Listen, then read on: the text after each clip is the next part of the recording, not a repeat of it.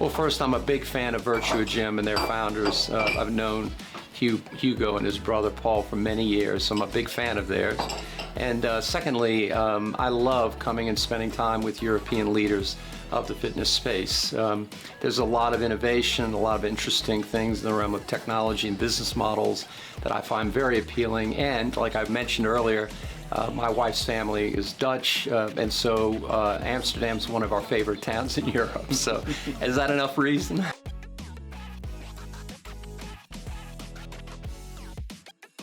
That's a great question. That's a lot of answers to that question. I guess it depends on what area that the founders and startup founders have expertise in. But I would say there's tremendous opportunity in the space in a variety of dimensions.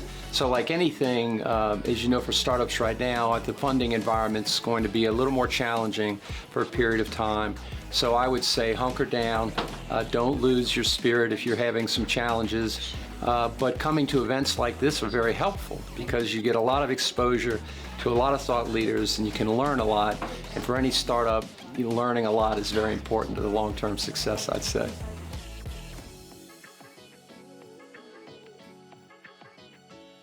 Well, obviously this involves risk, right? So I think in any case, becoming frugal with the spend is very important right now.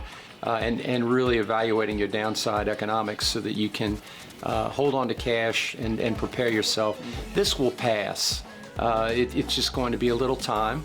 Thankfully, we've had relatively good economics for the last decade, with the exception, of course, of Corona, which was a very unusual global pandemic. But I think in the long term, things will turn around. We'll figure this out.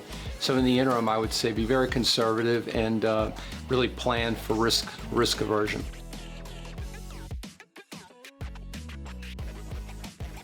Yeah.